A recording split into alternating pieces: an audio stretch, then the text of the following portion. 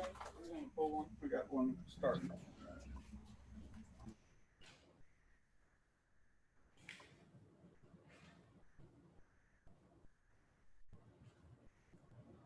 Ms. Thompson, are you ready for your plea on Mr. Houston? And is Mr. Houston available in the courtroom? Your Honor, I am ready for the plea, and I don't know whether he's in the courtroom. I don't see him anywhere.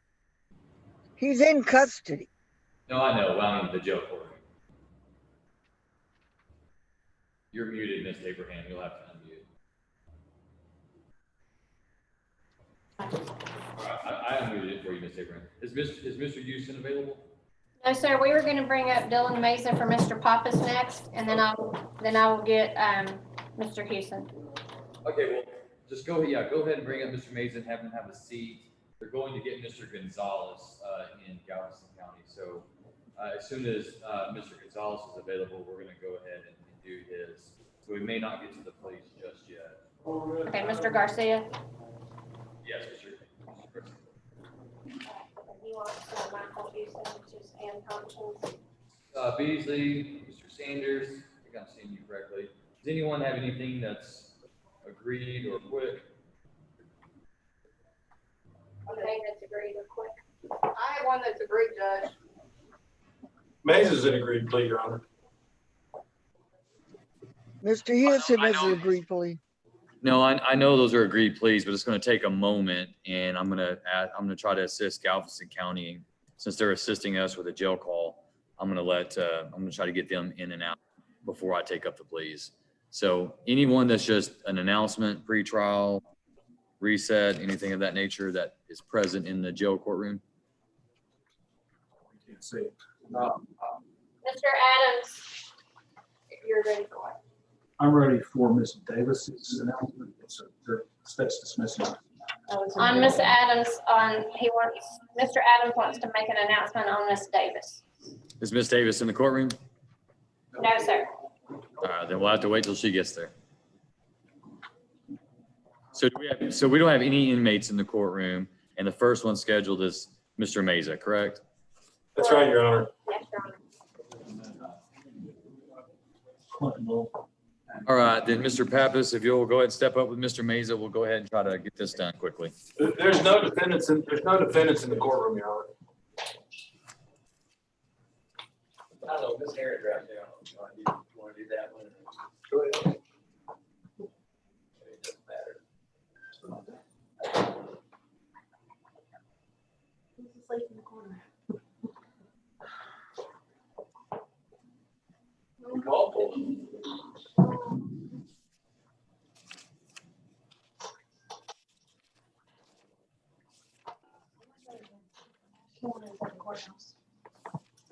Judge, we have Ms. Herring ready when you're ready for her. Ms. Who? Herring, the plea.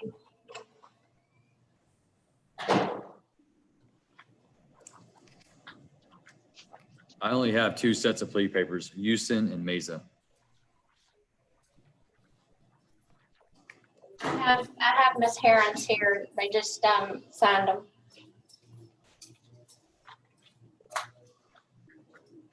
Up here, John. Mr. Meza available? He's here, Your Honor.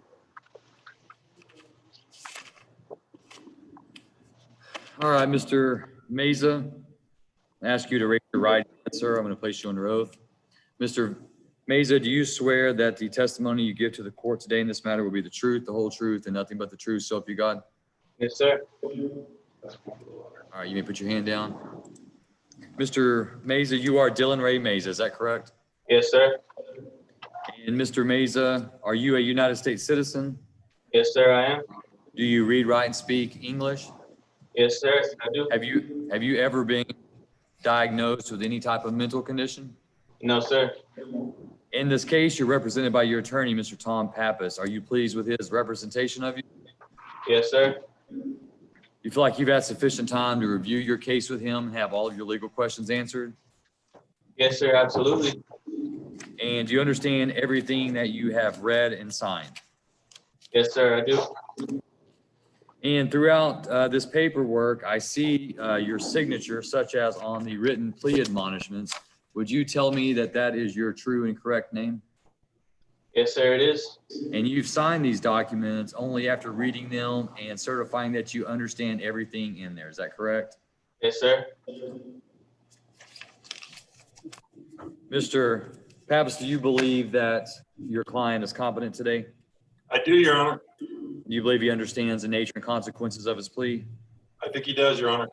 And you've explained to him all of his legal and constitutional rights and both the advantages and disadvantages of a deferred adjudication? I have, Your Honor.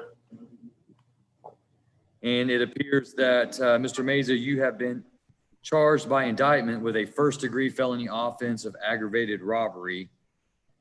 First-degree felony in the state of Texas carries a range of punishment of not less than 5 years nor more than 99 years or life imprisonment in the Texas Department of Criminal Justice Institutional Division, and also carries a fine not to exceed $10,000. Do you understand that range of punishment? Yes, sir, I do. That means any plea agreement you reach with the state or any sentence handed down by the court must fall within that range of punishment. And it appears to me that the state's recommending to the court that the court find that there's to be sufficient evidence to convict you, but the state's recommending to the court that the court defer a finding of guilt, meaning that the court does not convict you of this date, but rather places you on community supervision for a period of 10 years with a $2,000 fine, ordering you to serve 90 days in the county jail as a condition of your community supervision, along with a $2,000 fine, $290 court costs, and $35 reimbursement fees. Is that your understanding of the plea agreement, Mr. Meza? Yes, sir. And yours as well, Mr. Pappas? It is, Your Honor. All right, then, Mr. Meza, at this time, let me ask you, how do you plead to the first-degree felony offense of aggravated robbery? Guilty? And Mr. Meza, are you pleading guilty because, in fact, you are guilty? Yes, sir, I am guilty.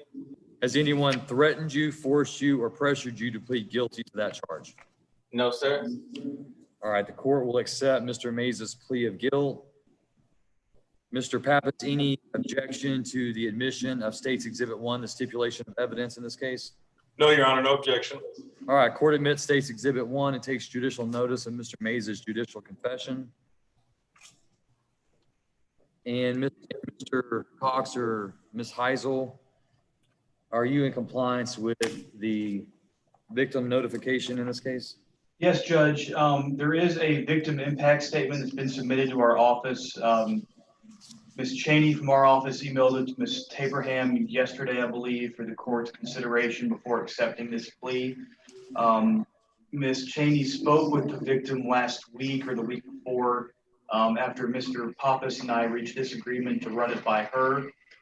She is in agreement, or she approves of the proposed plea bargain.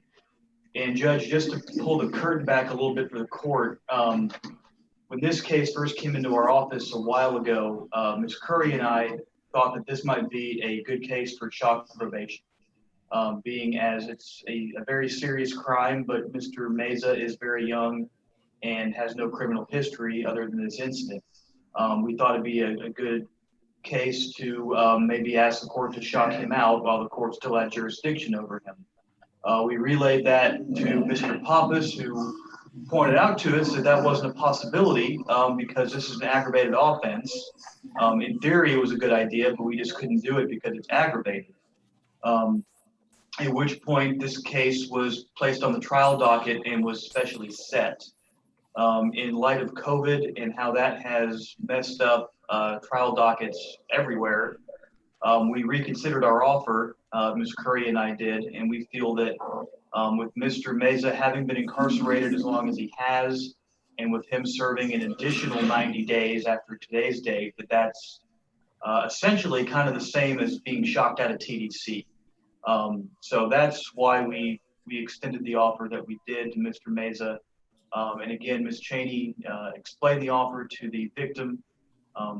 They understand that Mr. Meza is young and that he made a stupid decision that night, and they hope that probation is able to get him the help that he needs. And if I may briefly address the court, I will represent to the court that in my meetings with Mr. Meza, both before and after he went back into custody and has been waiting for his trial date prior to this new plea offer, the time in jail has had a very salutary effect on him. He's going to go back and live with his mother and his stepfather. He's got a job waiting for him. I can honestly tell the court that I think that I'm never a big fan of sitting, but I think sitting's made a difference for him here. All right, thank you. All right, give me just a moment. I'm just going to read through the stipulation real quick.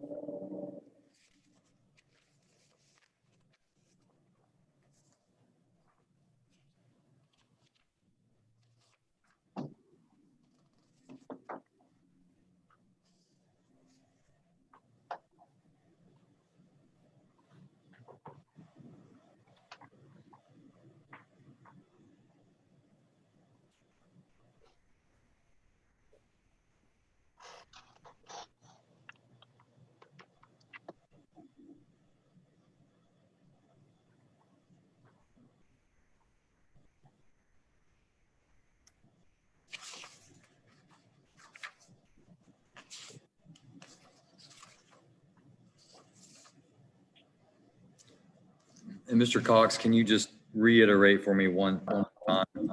The victim is supportive of this 10-year deferred offer. I mean, I've read her tax statement, and all it does is talk about the loss, that they've lost their home of over 25 years, their vehicle, their jobs, even each other, had to relocate separately, stripped us of stability, security, freedom.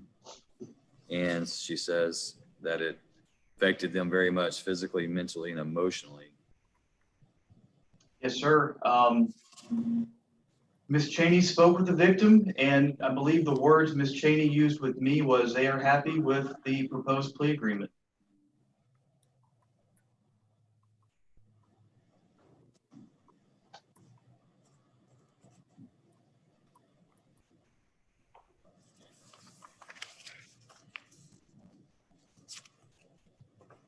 All right, thank you. You know, I've only had cases since I've been on the bench that have been hard to stomach. This is probably the top of that list.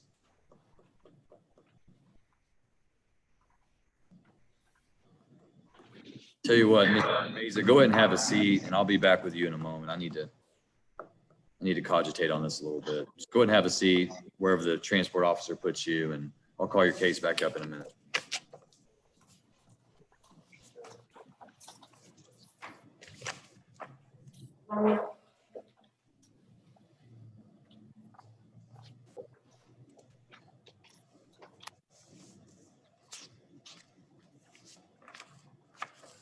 You doing? Click on that one. I don't control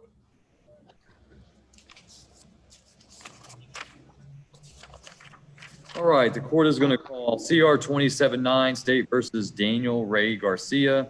Let the record reflect that Mr. Garcia is appearing via Zoom today from the Galveston County Jail. Mr. Garcia, can you see and hear the court okay? Yes, sir. Okay. Mr. Garcia, you're set for arraignment today, and I need to know you're charged by indictment with the third-degree felony offense of unlawful possession of firearm by a felon. And I need to know if you intend to hire an attorney or if you're going to be requesting a court-appointed attorney to represent you on this matter. I'm probably going to be hiring an attorney. Okay, and do you have an attorney that's hired to represent you there in Galveston? On these cases here in Galveston? Yes, sir. Yes, sir. How long will it take you to hire an attorney to represent you on the charges here in my county, in Van Zandt? I thought I was coming to court today for these charges here to get out. Okay. Yeah, that's what I thought this was. As soon as I get out, I'll be able to gather the funds to hire an attorney. I'm waiting on getting time served here in this court. My lawyer here, that's why I thought we were coming here for that. My lawyer here said that he's waiting on the decision to get me time served here. So, I mean, it could be any moment before I'm released here out of the county here. I've been here 6 months already, so I'll probably be getting time served on these charges here. So as soon as I get out, yes, sir, I'll be able to talk with my attorney. I've been in contact with him before I got here to Galveston. His name's David Scroggins. He's out of Dallas. So then we'll be able to, because I'm on bond on that charge.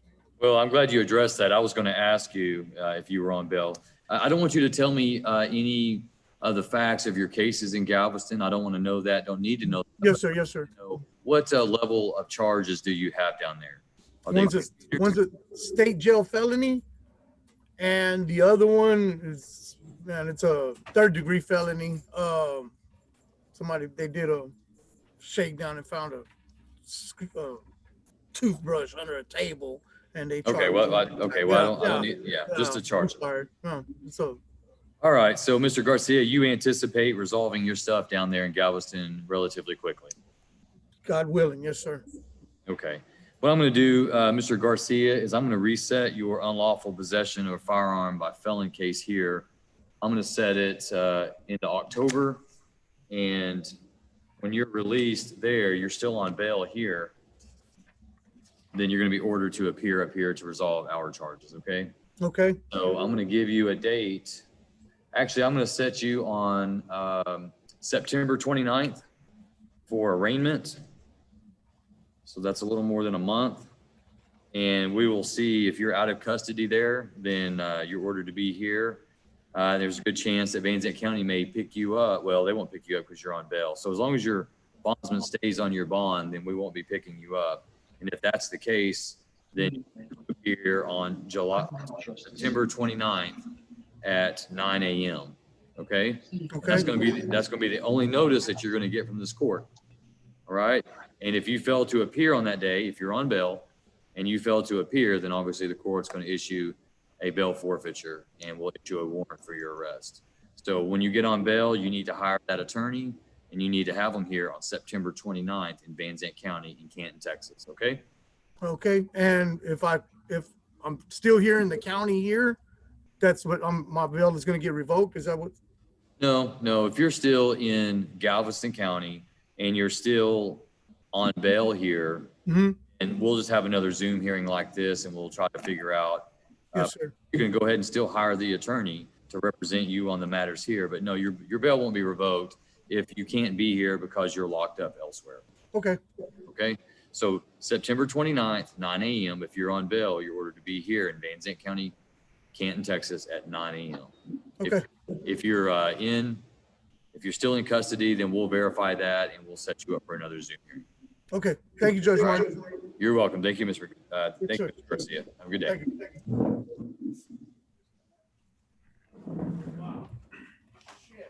Thank you, gentlemen. I appreciate your assistance today. You're welcome, Your Honor. Have a good day. You too.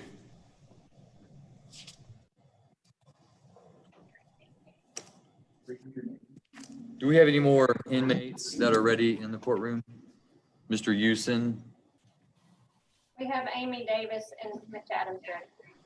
Okay, go ahead and have them step up.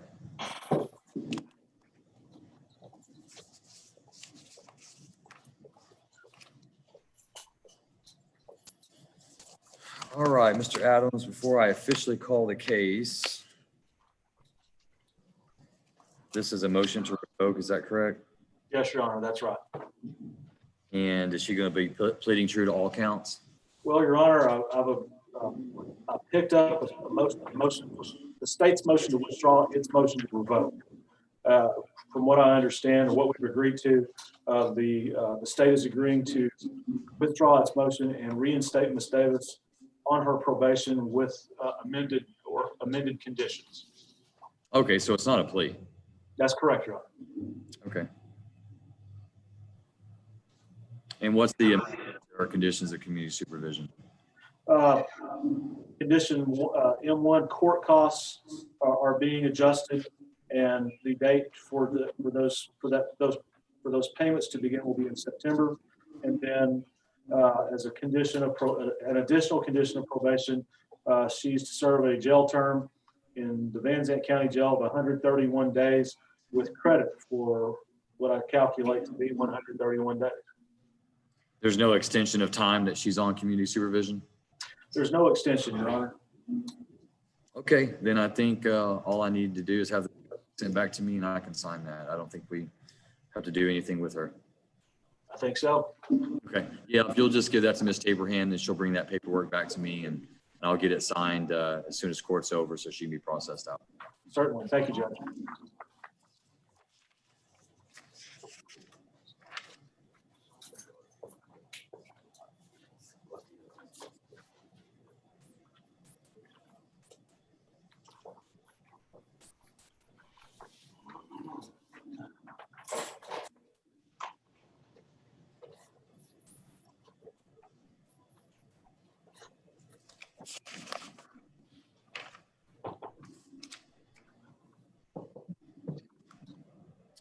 If we can go ahead and get Mr. Houston. Have him, sir.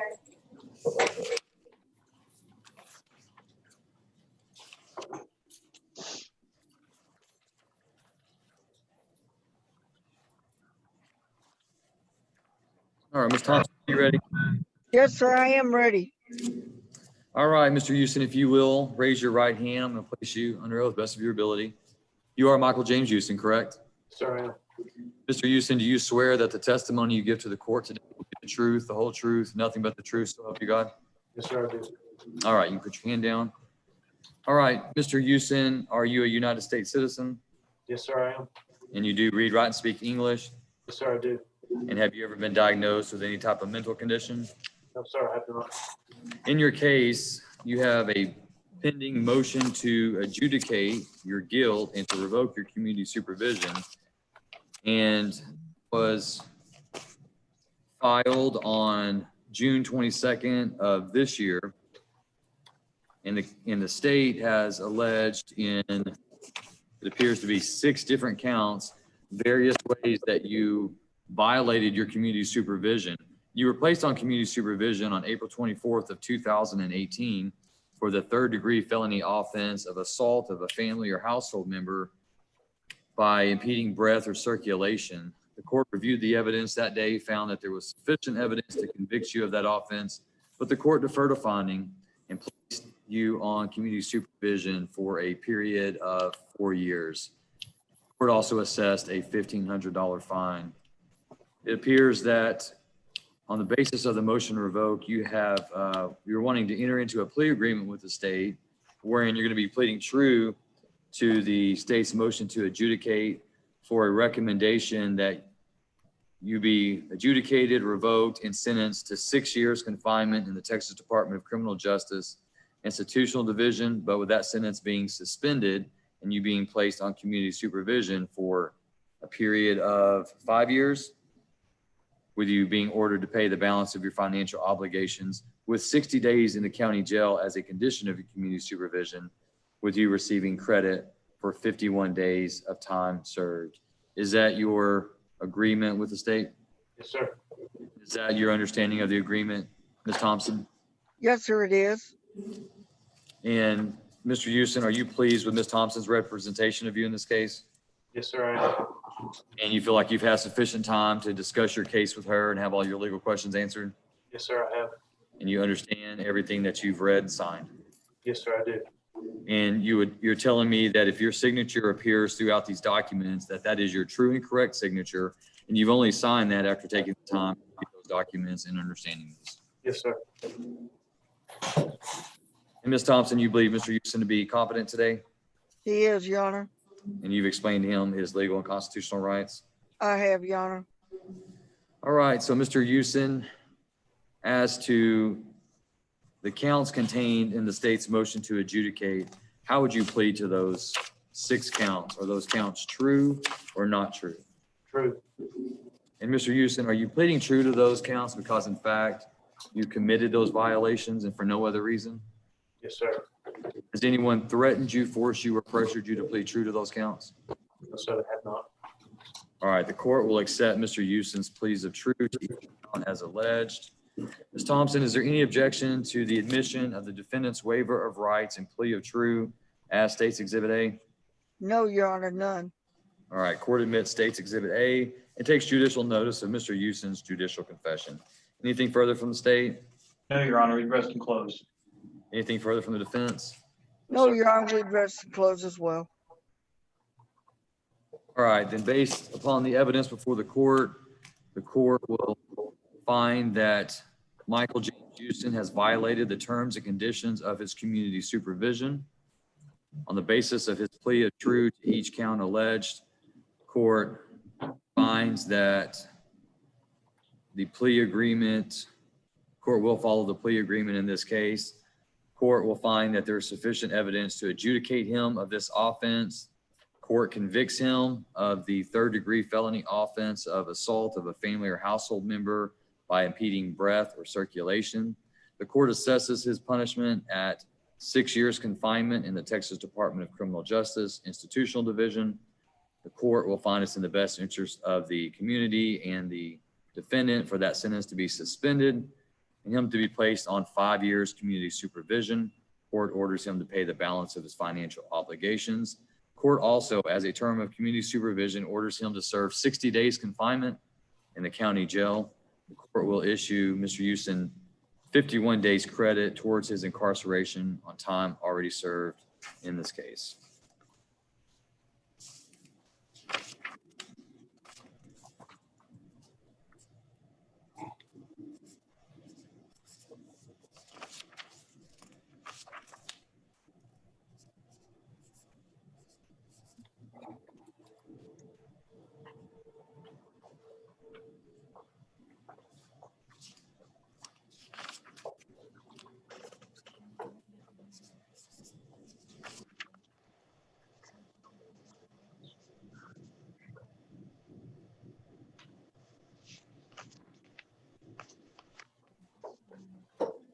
All right, Mr. Houston, you're hereby remanded to the custody of Van Zandt County Sheriff so he can carry out the terms and conditions of your sentence. Good luck to you, sir. Thank you, Ms. Good Thompson. luck, Michael. Your Honor, that concludes my business before the court. May I be excused? Yes, ma'am. Thank you, Ms. Thompson. You're welcome, sir. Ms. Thompson, before you leave, are you going to be submitting your motion to pay? Yes, sir. I'll do it by e-filing today. Great. Thank you. Thank you, ma'am. I appreciate it.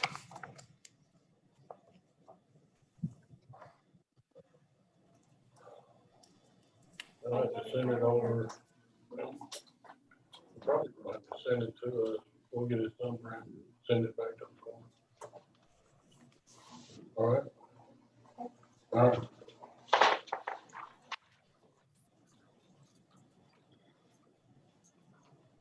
Mr. Sanders, are you ready on Mr. Chris's case? I'm bringing him in from Yes, I'm Louisiana. Should be just a moment and should have him. Mr. Chris, can you see and hear the court okay? You may have to ask for assistance in unmuting your computer.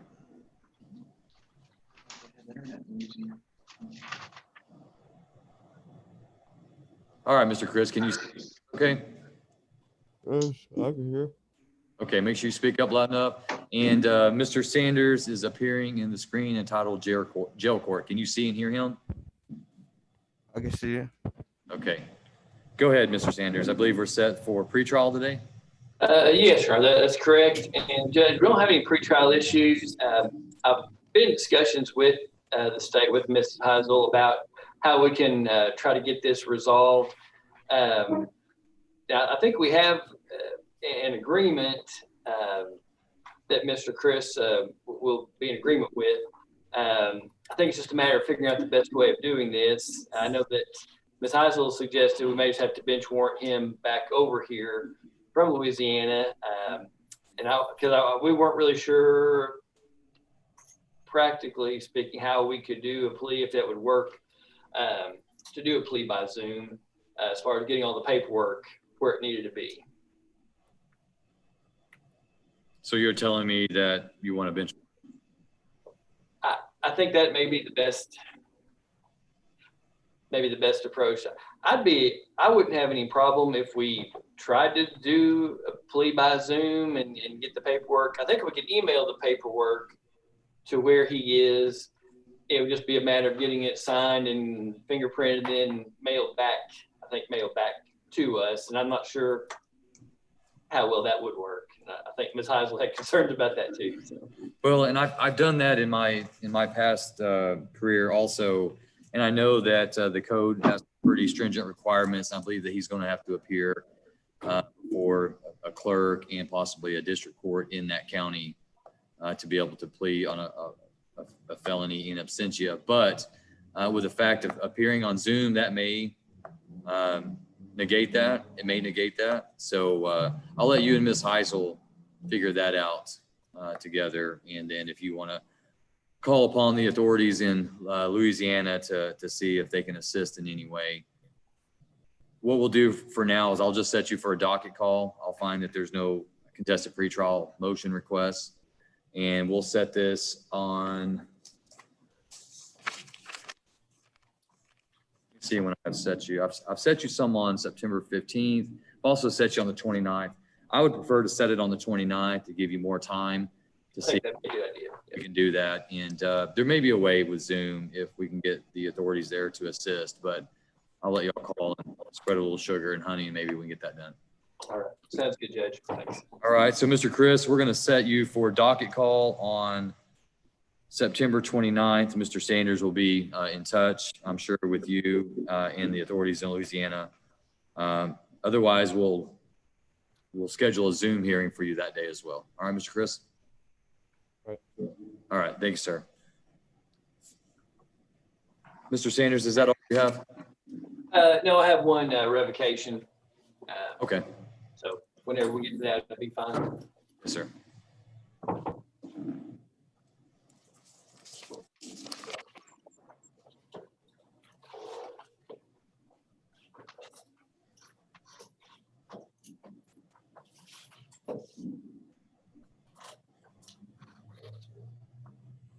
ready with Ms. Dean and Casey Ashmore.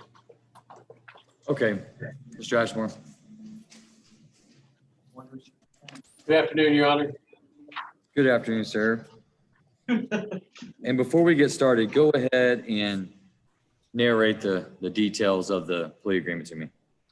Judge, we have, this is CR 19-00230, was originally charged as a aggravated assault threat with a deadly weapon occurring on July 14th, 2019.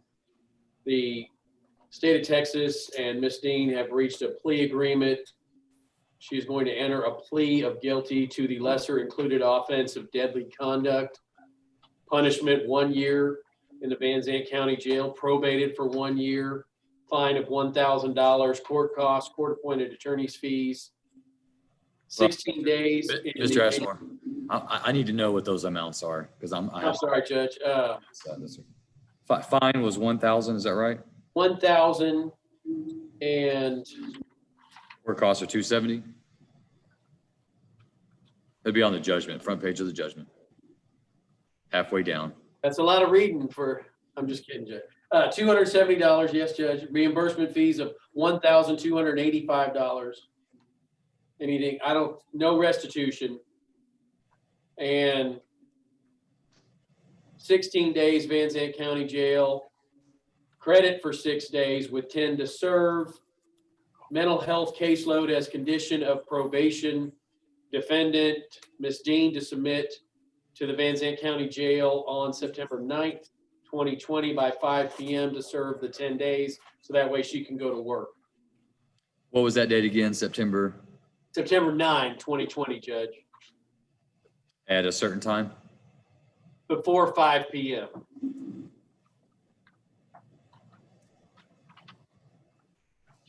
And that was Class A deadly conduct, correct? That's correct, Judge.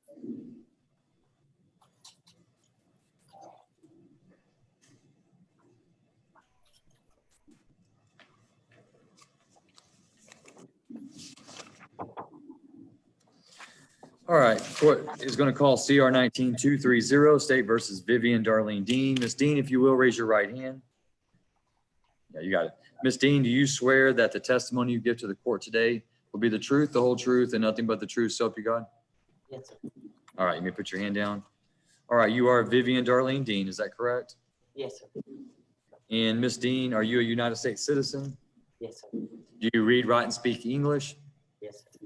Have you ever been diagnosed with any type of mental condition? Yes, sir. And can you just tell me the things that you've been diagnosed with? Manic bipolar disorder 1, manic bipolar disorder 2, major depression. Are you currently on medication for those disorders? No, sir. And when's the last time you were medicated for those? Prior to jail last year, when I was in jail, I did not receive all my medication. Okay, make sure you speak up. I'm having a very hard time hearing you, okay? Can you just tell me that again? When I was in jail last time, I did not receive all my medications, and they released my medications when I left. It was after that point that I figured, if I'd gone that long without them, I could live without them, and I do find that my brain functions better without those drugs. Okay, that was going to be my next question. So you feel like you have clarity of mind today Yes, to sir. understand the proceedings that are being brought against you today? Yes, sir. Okay. And Mr. Ashmore, do you believe Ms. Dean to be competent today? Yes, Judge. And do you believe that based on her statement that she's rational today and she understands the proceedings? Do you have any reason to doubt that? No, Judge. All right. And Ms. Dean, Mr. Ashmore is your court-appointed attorney. And are you pleased with his representation of you?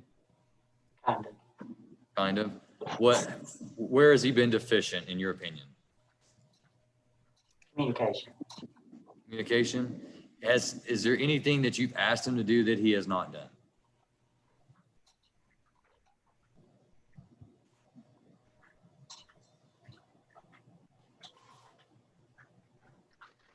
Yeah, but that got resolved in court today anyway. Okay, so he's done everything that you've asked him to do? Well, the court's required, yes. Say that again?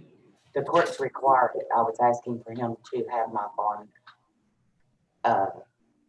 done away with because it is a cash bond, and my sister and brother-in-law put up a mortgage against their home. I see. And so you're saying with the resolution today, that's gonna. That's gonna solve itself, yes. Okay. All right. And Mr. Ashmore, have you explained to Ms. Dean her constitutional and legal rights? Yes, Judge. And you believe she understands and appreciates the consequences of her plea? Yes, Judge. We've had, I don't know how many email correspondences about the plea offers in this case, and in defense of the allegation that I have failed to communicate with my client. She's been to our office multiple times to review all her discovery, to talk about all the plea offers.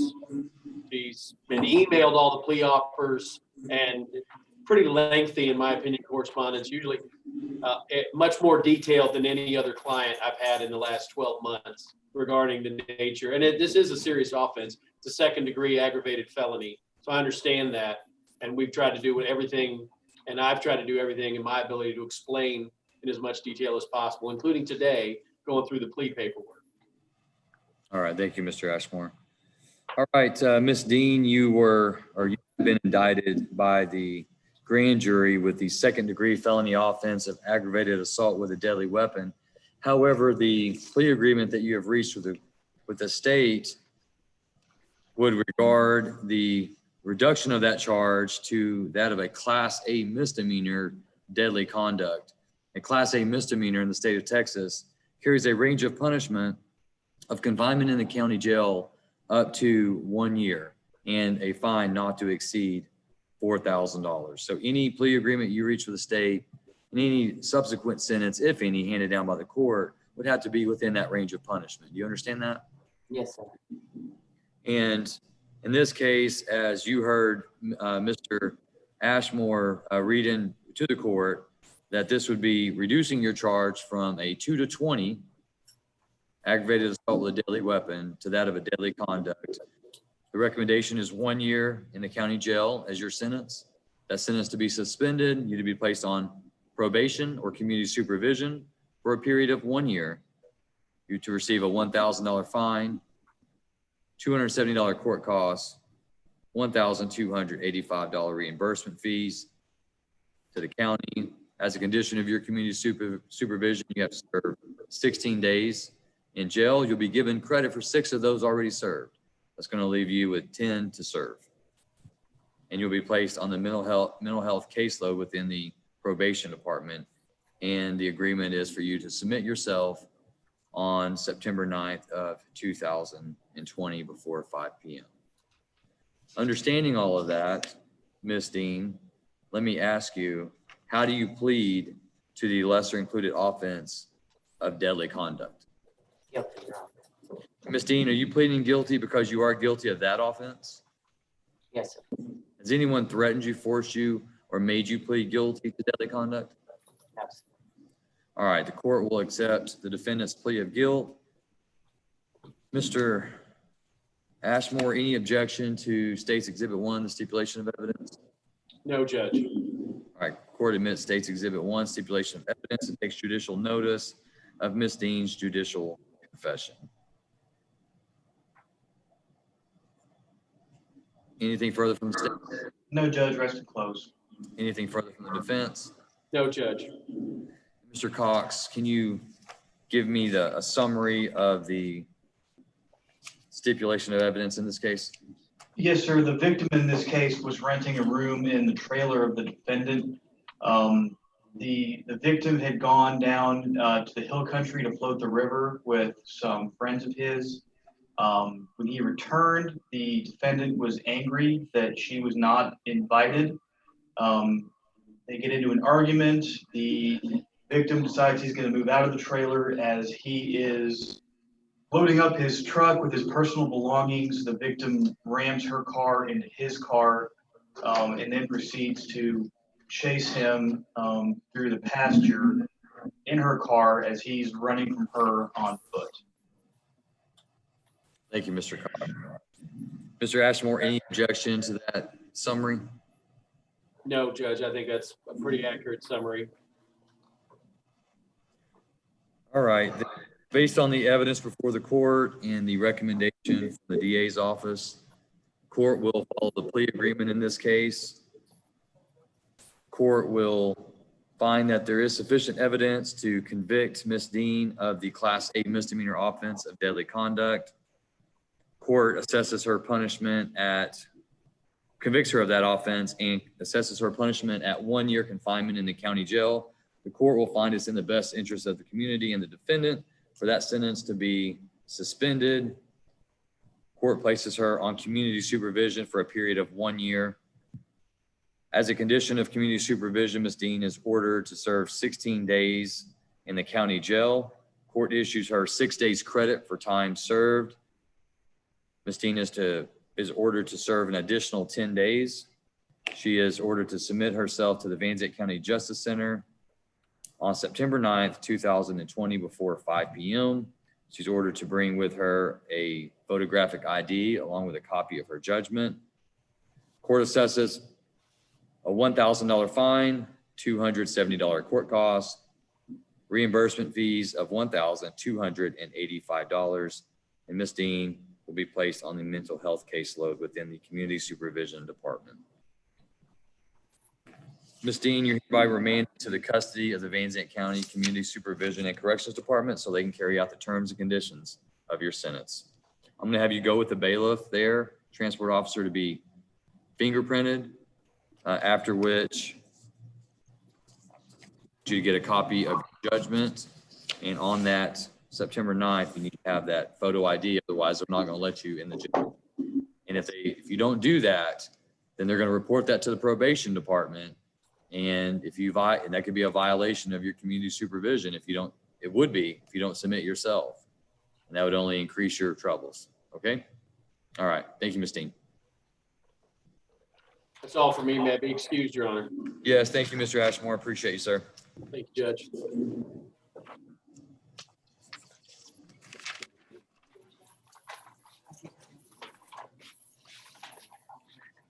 All right, Mr. Pappas, Mr. Meza.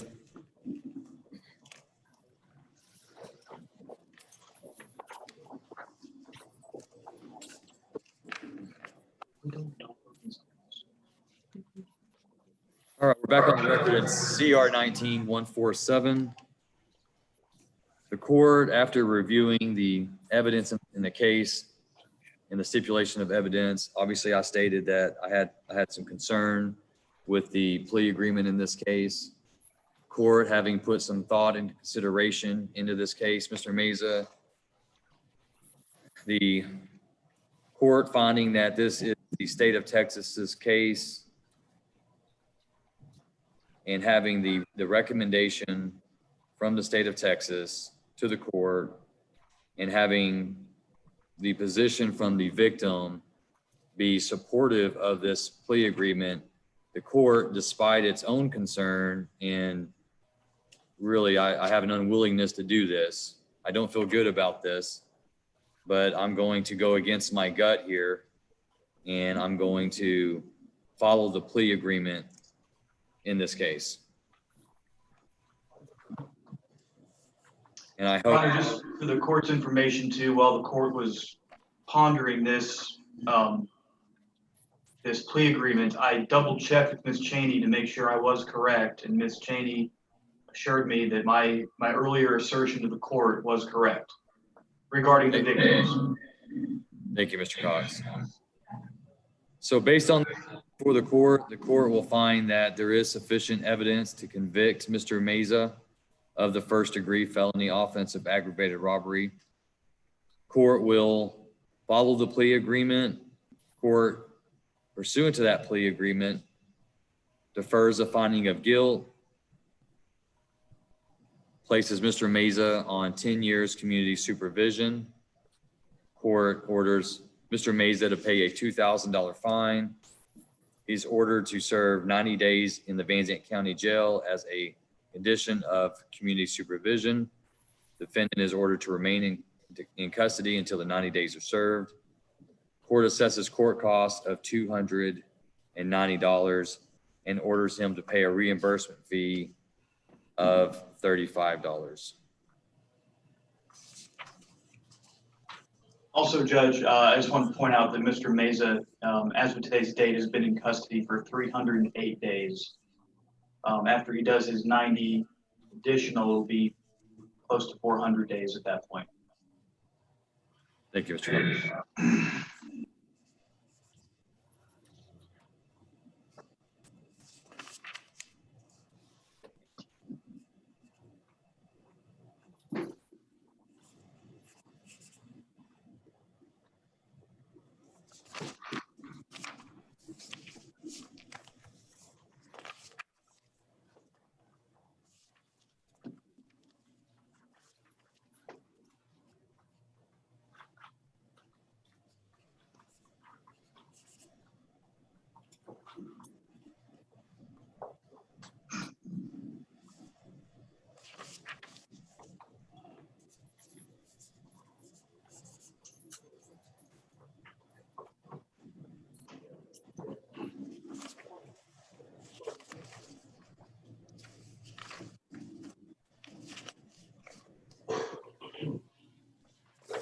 All right, Mr. Meza.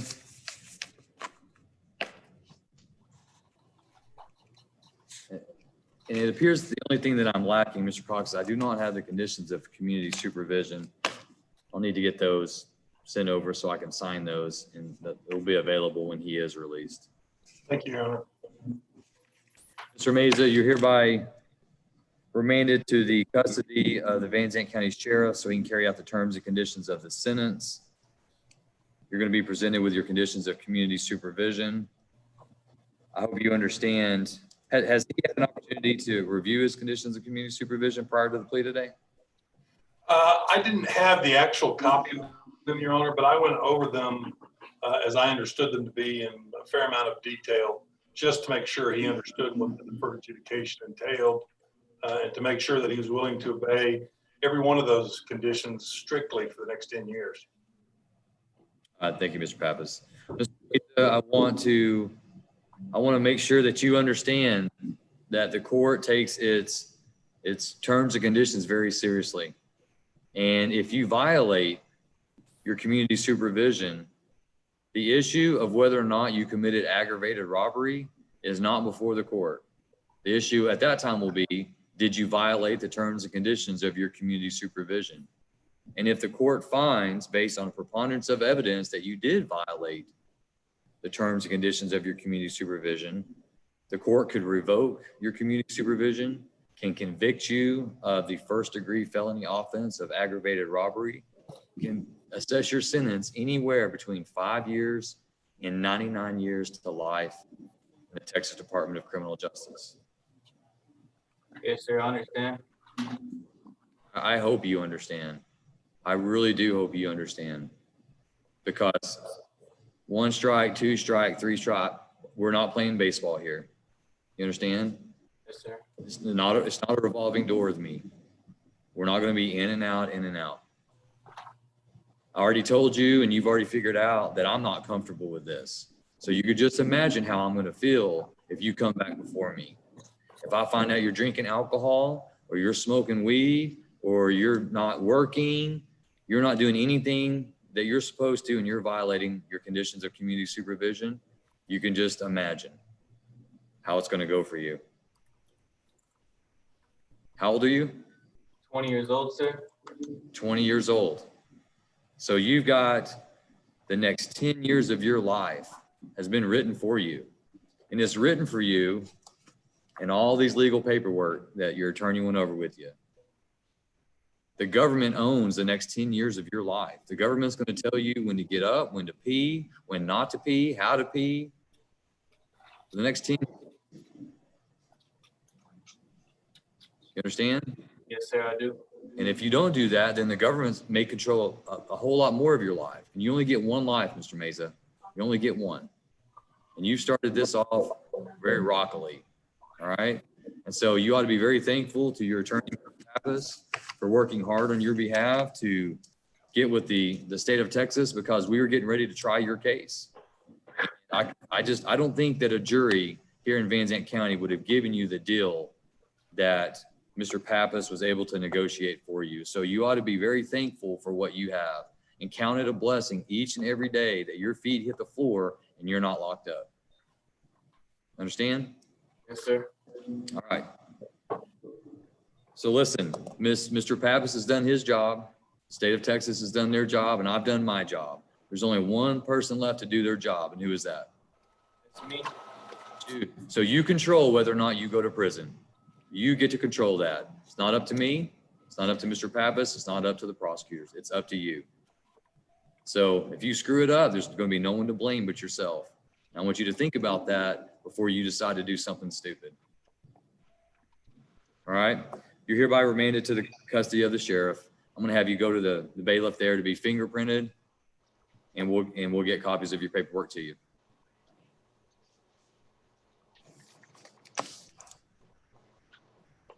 May I be excused, Your Honor? Yes, thank you, Mr. Pappas. I appreciate it. Thank you, Judge.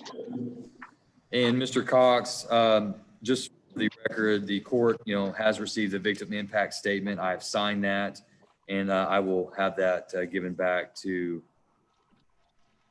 your office so that you can comply with the victim notification. Yes, sir.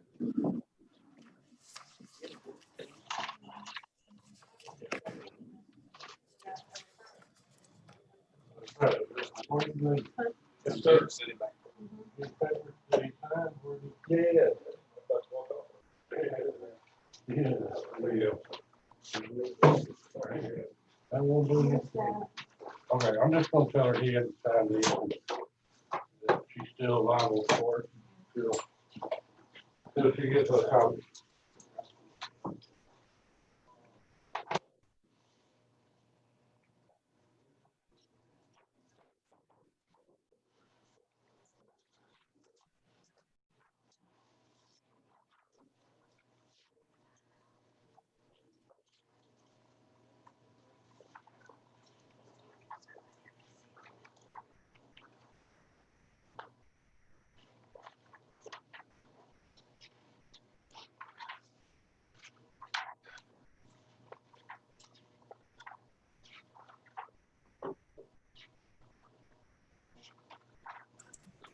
Do we have anyone else that's ready? We were ready for Shelley Gates and Miss Beasley.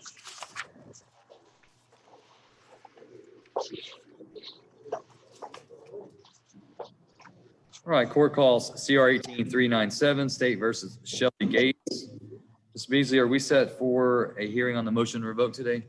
Yes, Your Honor. And what's our announcement? We've come to an agreement with the state, Your Honor, to We're amend her conditions. Okay, go ahead. Tell me about that. We're gonna amend her conditions to include a condition that she stay in the jail for an additional 30 days from today's date. State's going to withdraw its motion to revoke? That is correct. Yes, sir. Okay, then court will approve that agreement and just have that paperwork provided to Ms. Taberham, and she'll bring it back to the court. I will, Judge. Thank you. All right, thank you. And excuse? Yes, ma'am. Thank you. Thank you.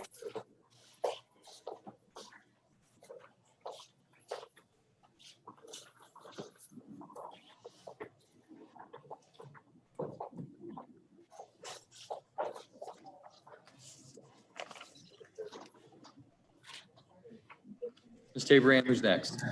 We're gonna do Jill Heron's plea with Jeff Sanders. Okay.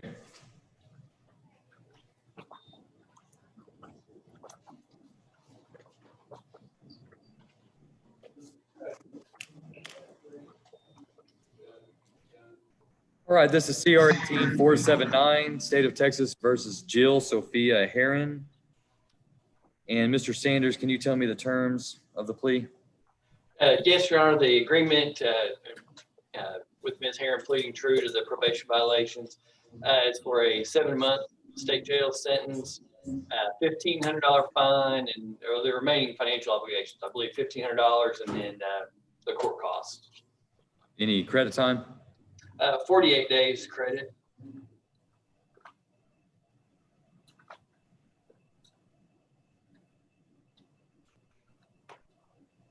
And is she pleading true to all counts of the state's motion? Yes, Your Honor. right, give me just a minute. I'm going to pull up her case so I can review the.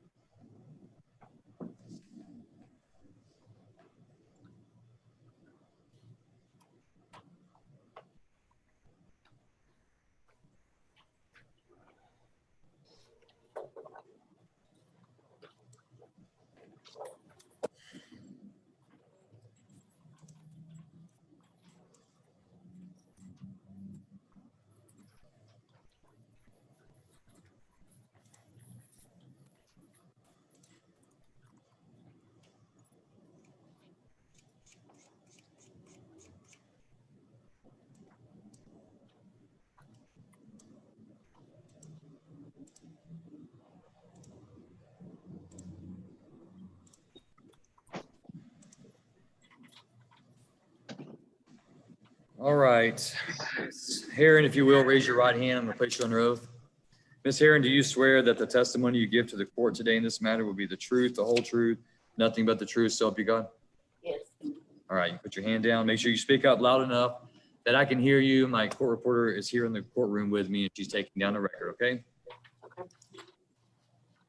All right, Ms. Heron, it appears that on March 21st, 2019, you appeared before the court and pled guilty to the state jail felony offense of abandoning or endangering a child with criminal negligence.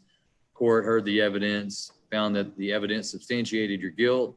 The court deferred a finding of guilt and placed you on community supervision for a period of 4 years and also assessed a fine of $1,500. It appears that the state of Texas filed a motion to revoke, motion to adjudicate and revoke your community supervision on February 11th of 2020.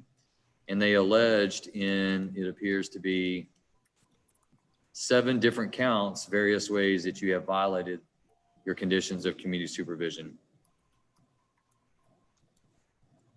In this case, you're presented by your attorney, Mr. Jeff Sanders. Are you pleased with his representation of you? Yes. Do you feel like you've had sufficient time to discuss your case with Mr. Sanders and have all of your legal questions answered? Yes. And Mr. Sanders, do you believe Ms. Heron to be competent today? Yes, sir, I believe she is. And you believe that you've sufficiently explained to her her legal and constitutional rights? Yes, sir, I believe so. Ms.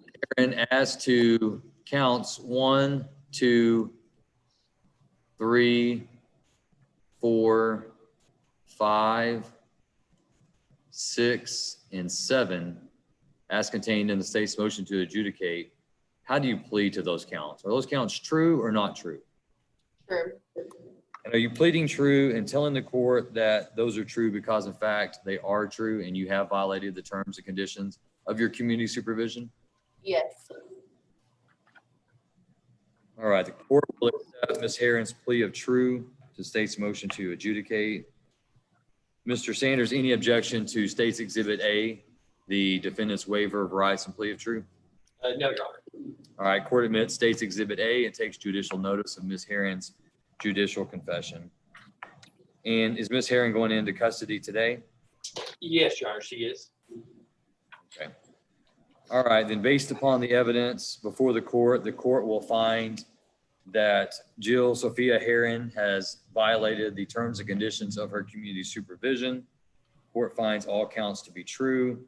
Court hereby adjudicates her guilt, revokes her community supervision, assesses her punishment in accordance with the plea agreement at 7 months confinement in the State Jail Division of TDC.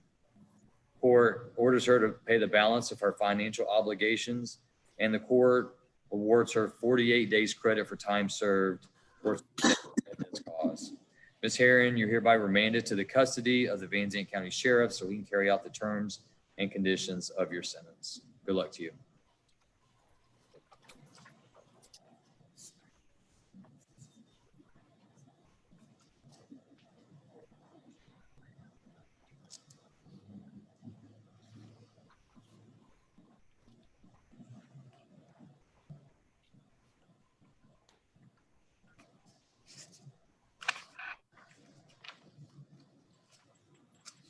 Where are we now serving, Ms. Abraham? We are ready with the writ on Ashley Olds with Mr. Crane. All right, Mr. Crane. Good afternoon, Your Honor. Good afternoon again. I see you found your way over there. I did. Sorry for the misunderstanding on that. Well, I should have called ahead. Oh, that's okay. Well, we do things different. Every county does things differently. So. Yes, we made it. All right, let me get back here to where I need to be. All right, this is writ number WR 20-47. Ashley Olds, and Mr. Crane, you are seeking, are we just seeking bail reduction today? You know, I'd really like to get a PR bond for this young lady. Her cases are unindicted. She's been in jail for 60 days. She does not come from a family of means. I would say at this point in time, she's probably learned her lesson. She's got an extensive family here, and she fully intends on showing up for court if and when her cases are indicted. Okay. Ms. Olds, if you will, raise your right hand. I'm going to place you under oath. You're the right. There you go. Ms. Olds, do you swear that the testimony you give to the court today will be the truth, the whole truth, and nothing but the truth, so help you God? Yes. All right, you may put your hand down. I want you to speak up loudly and clearly today so that I can hear you, my court reporter can hear you, okay? Yes, sir. Judge, if I may just cut in before testimony begins. Sorry, can you hear me at jail? Yes, I can hear you, but not real strong. I've kind of got old ears. Judge, we have reviewed the facts in Ms. Old's case. It is a possession case. We do not anticipate having a lab back. We do see that she's been in jail 60 days, and she did have a blue warrant, but that warrant has been lifted. So at this time, the state would just be willing to agree to a PR bond on that felony. There's also a DWI charge that I believe should already be taken care of, but if it is not, we would also agree to a PR bond on that charge. We don't see the need to have a formal hearing, Your Honor. Okay, more information about the DWI. How would that already be resolved? Was it a rejection or something of that nature? Judge, I believe that there's a standing order because of COVID to issue PRs on DWI first. So I believe that's how it would be resolved. But if the paperwork hasn't already been done on that, we would agree to that as well. All right, Mr. Crane, it seems that your work's already been done for you. Sounds good. Thank you. Thank you, ma'am. Okay, so the court just needs an order. Let me see attached to your petition here.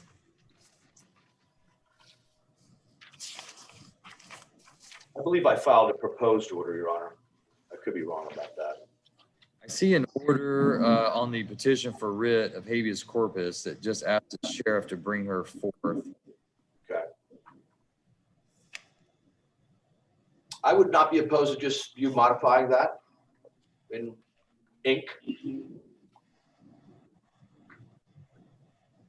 Okay, all right, I'll do that. So, Ms. Heisel, you're fine with a personal bond of $10,000 on the possession of controlled substance, and then you're saying that the county court of law has a standing order regarding the DWI personal bonds or PR bonds? I believe it's PR bonds, Your Honor. PR bonds? Okay. All right, then I will get that executed and sent out to the Justice Center, Mr. Crane, and they'll process her out. Thank you, Judge, and thank you, State of Texas. Thank you. May we be dismissed, Your Honor? Yes, you may. Thank you, sir. Thank you.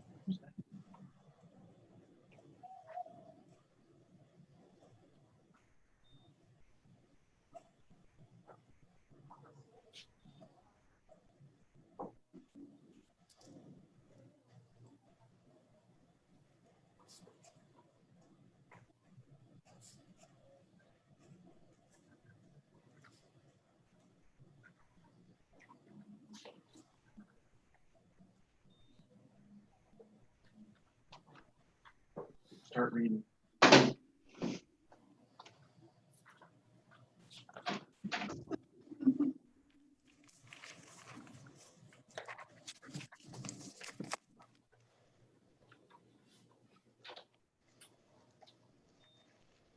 Ms. Abraham, who do we have next? We have Clint Mills with Mitch Adams.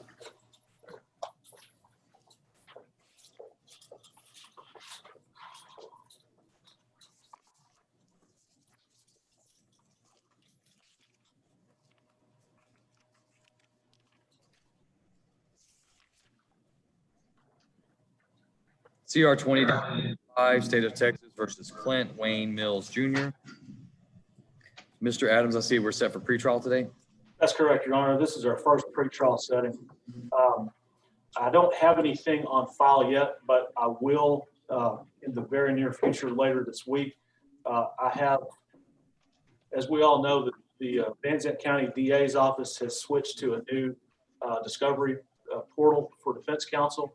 They have made available, in Mr. Mills' case, to me through that portal some video, what I think is video evidence. However, I am unable to play it on the computer system that I use. So what I'm going to have to do is request a hard copy of that on a DVD of some kind that I can pick up from them.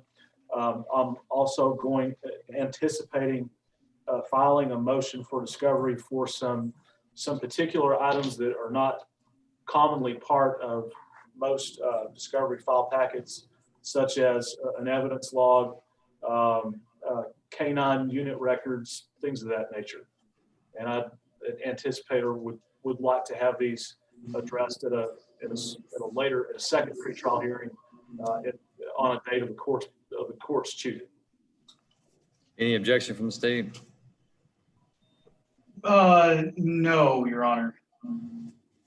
All right, set this for an additional pretrial setting on September 29th. Will that be an afternoon setting, Your Honor? If Mr. Mills is in custody, it'll be at 1:30. If he's on bail, it'll be at 9 a.m. Yes, sir. So, and Mr. Adams, just please record any issues you're having with discovery on that notice of setting there. Certainly. So that becomes part of the record.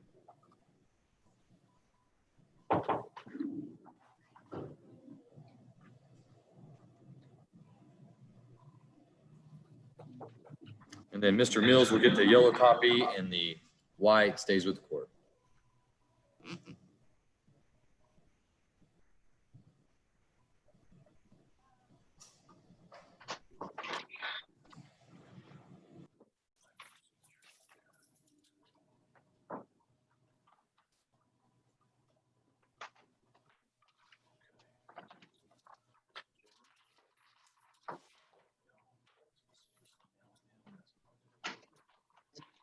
All right, that's all I have before the court today. May I be excused? Yes, thank you, Mr. Adams. Good to see you. Thank you, Your Honor. Thank you. Same evening.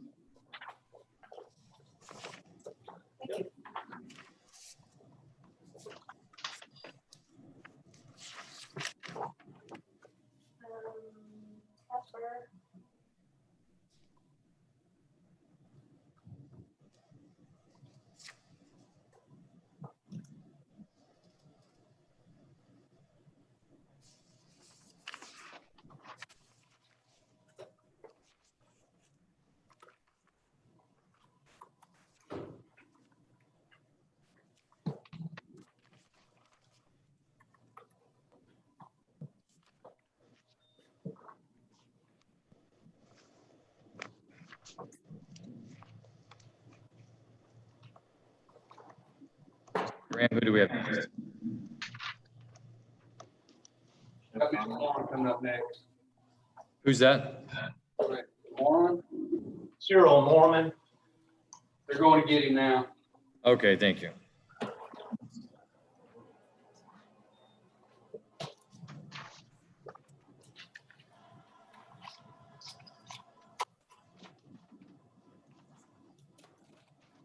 Mr. Smith? Yes, sir.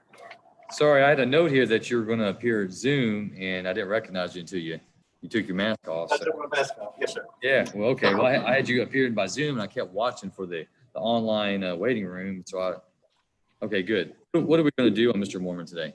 We just got the plea papers this morning, or this around noon, and so I came over here to get him to sign them, and that's why we're doing it now. He's going to plead true to count 2 of the motion to revoke and receive a sentence of 4 TDC.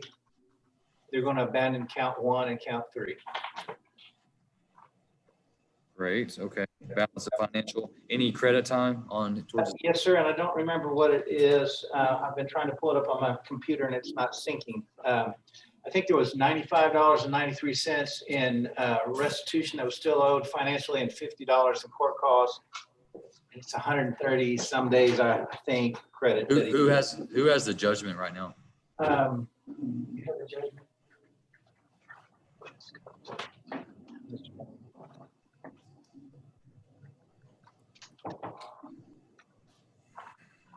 Here it is. Okay. The back time credit, Your Honor, is 136 days. Okay, good. And the restitution is $95.93 and court costs of $50. That's still owed. And plead true to count. So there's 3 counts total. He's going to plead true to count 2. States of withdrawing, abandoning counts 1 and 3. Yes, sir. That's, yes, sir. All right. I'm going to take just a moment and pull up his case. They've got him quarantined because he's transferred over here from Kaufman County, but he's been here 14 days, so I think he's okay. Okay.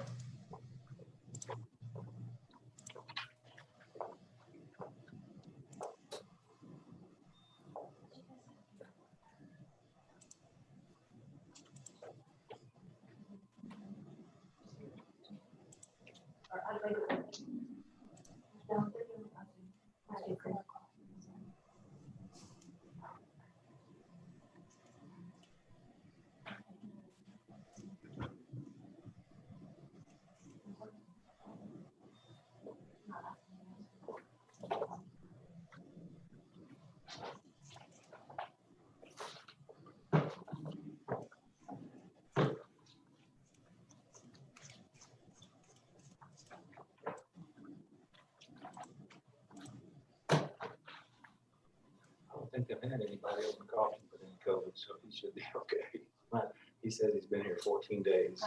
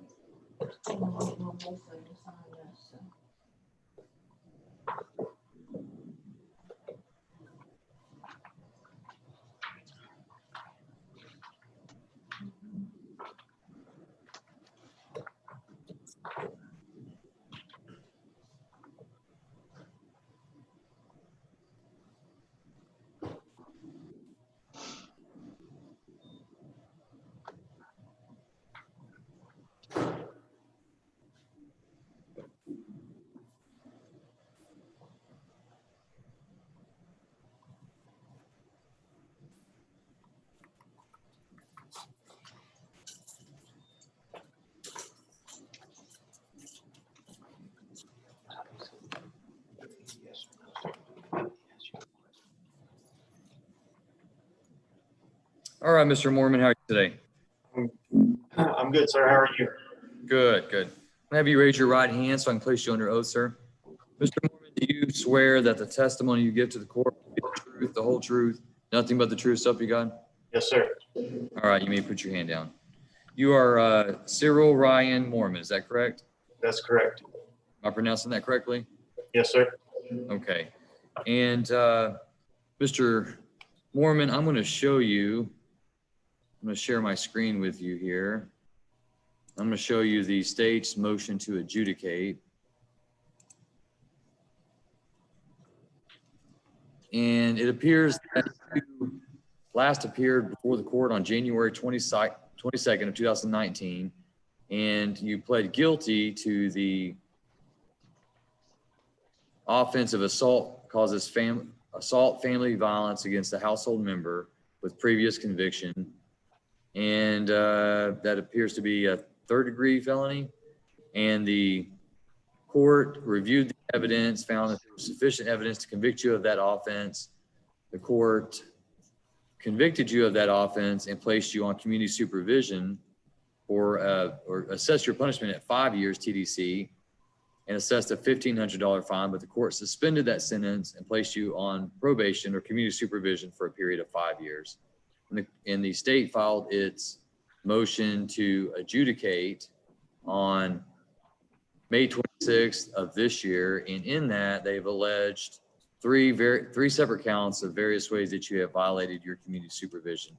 It's my understanding today that you've reached a plea agreement with the state of Texas in which the state's going to be abandoning counts 1 and count 3, but that you would be pleading true to count 2.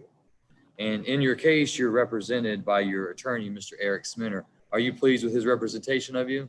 Yes, sir. Do you feel like you've had sufficient time to discuss this motion to revoke with him? Yes, sir. You feel like he's answered all of your legal questions? Yes, sir. It's my understanding that the plea agreement upon you pleading true to count 2 is that the recommendation is that the court revoke your community supervision, assess your punishment at 4 years confinement in TDC, the court to give you credit for 136 days for time served in this case, and to order you to pay the balance of your financial obligations. Is that your understanding of the plea agreement? Yes, sir. And yours as well, Mr. Sminner? Yes, sir, it is. All right, so Mr. Mormon, let me ask you then, as to count 2, alleged state's motion to revoke, how would you plead to that count? Is that count true or not true? That's true. And Mr. Mormon, are you telling me that that count is true because of the fact that it is true? Yes, sir. No one's threatened you, forced you, or pressured you to plead true to that count. Is that right? That's correct. All right, the court will accept Mr. Mormon's plea of true as to count 2 in the state's motion to revoke. Mr. Sminner, any objection to the admission of the defendant's waiver of rights and plea of true as state's Exhibit A? No objection, Your Honor. Court admits state's Exhibit A and takes judicial notice of Mr. Mormon's judicial confession. Anything further from the state? No, Your Honor. State would rest and close. Anything further from the defense? No, sir, rest and close. And Mr. Mormon, throughout the documents there before you that you and Mr. Sminner went through and signed, anywhere that your signature appears, are you swearing to me that that is your true and correct signature? And you've only signed those documents because you've read those and you've acknowledged those and you understand those? Yes, sir, that's correct. All right. Then based on the evidence before the court will find that Mr. Mormon has violated the terms and conditions of his community supervision. Court will follow the plea agreement in this case. Court hereby, having found him to be in violation, court revokes his community supervision, assesses his punishment at 4 years confinement in the Texas Department of Criminal Justice, orders him to pay the balance of his financial obligations previously imposed, and the court awards Mr. Mormon 106 days credit towards his sentence for time that he has spent in jail on this cause. Mr. Mormon, you're hereby remanded to the custody of the Van Zandt County Sheriff so he can carry out the terms and conditions of your sentence. I'm going to have you go with the bailiff to be fingerprinted. Good luck to you, sir. Thank you, sir. Anything further, Mr. Sminner? No, sir, may I be excused? Yes, sir. Thank you. Thank you.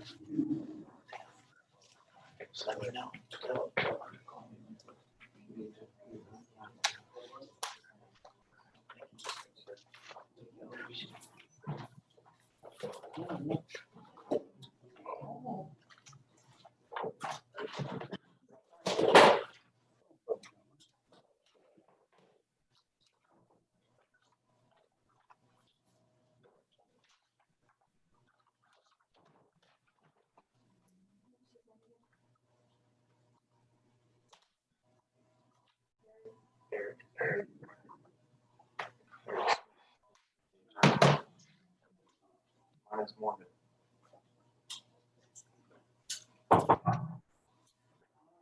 Gotta wait on Mrs. Reed this morning. Here it is. Do we have any other attorneys there? There's no attorneys here right now, Judge. Okay, so Mr. Sanders is already gone? Let me go out there and let you walk out. Yeah, he's gone. So we're waiting on Miss Red from this morning and stuff. She's supposed to be up at 4 o'clock. 4 o'clock. Okay. And so for the record, CR 1793 State versus Jimmy Douglas Gibson. Got a note here that he has been confirmed in Dallas County Jail. We'll set him for custody status on September 29th. And Judge, I know Mr. Sanders was trying to coordinate Zoom capabilities at the Dallas County Jail for Mr. Gibson. He's been in discussions with me about that case. So I'll relay that date to him and see if we can get something set up. Okay, good. That's right. That jogs my memory. Hey, Judge, Miss Red, I believe, in the ER. Say that. Miss Red's in the emergency room. Where at? Athens is what Mr. Kennedy just told me. So she was transported from the Van Zandt County Jail? That's what Mr. Kennedy said. Hang on, I gotta go off the record for just a second. You knew it was gonna be something. Always done.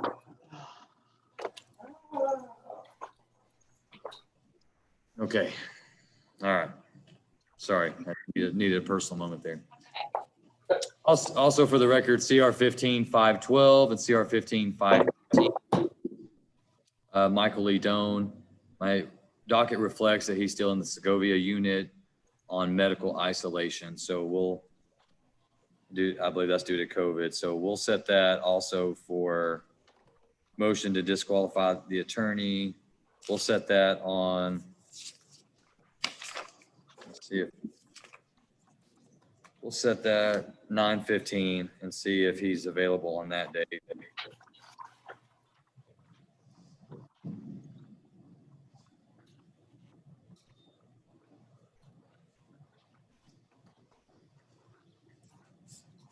Just hey, Randy, you'll just make a note to send that to Mr. Manning. Yes, sir. So that. All right. So what you're telling me is we no longer have a 4 o'clock hearing. That is what Mr. Kennedy just told me. Is Kennedy there? I can go get him. Yeah, I'd like to have a report on that. That's what I.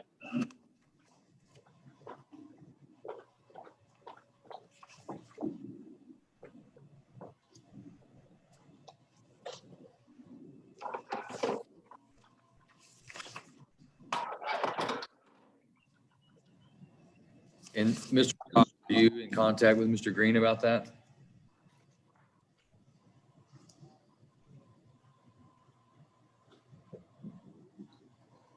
Sorry, Judge?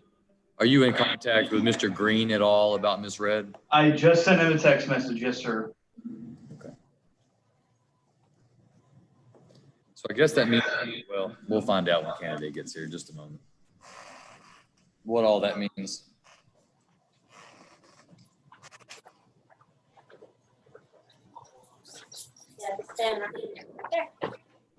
Yes, sir.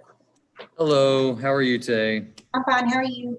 I'm doing fine. Can you give me a status update on Miss Red? It's been told to me that she made a trip to the Athens ER. Yes, when she came in during her medical intake, she told the intake officer that she had taken a couple of nitroglycerin pills at the courthouse. And we did her intake and then we notified the nurse. And she told the nurse that she was having chest pains and our nurse had us call EMS and she was taken to Athens emergency room. Do you know if it was on the recommendation of EMS or was it her choice to get transported or not? Our nurse, when our nurse says they've got to go to the ER, we have to take them to the ER when they say that they're having chest pains. Okay, so it's not a question of when EMS checks them out, they don't give a report back to the jail, it's just an automatic ship. Well, that depends on which EMS crew comes out here. We've had them come out here before and they'll, hook up a machine and they'll kind of check their vitals. And if they're good, then they'll let us know. And then that'll make a determination. I can tell you that when the nurse took her vitals, her vitals were fine, but she kept saying that she was having chest pains. And then due to the fact that she told our intake staff and the nurse that she took nitro, to at least 2 of them over at the courthouse, the nurse said that she needed to go to the emergency room. Yeah, I believe that we were aware that she took the nitroglycerin because she requested to take them because she was complaining about some medical condition. So that's not news to us that she took them. I believe she took them here in the courtroom. So right. Does that mean that we have an officer from the Van Zandt County Sheriff's Office with her right now? Because she's correct. Yes, because she's our inmate. I mean, we have her booked in our system, so she's our inmate, and an officer has to sit on her. okay. And can I just get a report as to whether they admit her or they reject her? Can I just get and just maybe you can email Ms. Tabraham, who's there in the room with you. She can give you her email. Maybe just keep the court updated on her medical condition. Yes, normally when this happens, they're there for a few hours. And normally under most circumstances, they're fine and they end up getting brought back within, 4 or 5 hours, normally when this happens. Okay, yeah, if you just don't mind keeping us updated, And if we could be kept in on the loop on that too, that'd be great. Yes. Thanks. I'll make sure whatever information I get, I'll make sure it's provided to both Mr. Green and to you, Mr. Cox. Thanks, Judge. All right, so that's going to cancel our 4 o'clock hearing. So Mr. Cox, if you'll just, I'll, oblige the court in contacting Mr. Green and let him know that the court's not going to hang around. Now, if she shows back up in the next 30 minutes or so, then we can do our Zoom hearing. But if she's not there by 4 o'clock, then the court's going to move on to other work. Sounds good. All right, great. Any questions on anything else? I believe we've run through the afternoon docket. I think that takes care of us. Okay. All right. Well, I'll get this order sent over on Ashley Olds, and I believe that Ms. Barker has picked up the judgments to get fingerprints for Mr. Houston and Mr. Meza. So should be good to go. Thank you, Judge. Thank you. Appreciate your work. Thank you, Ms. Abraham. You're welcome.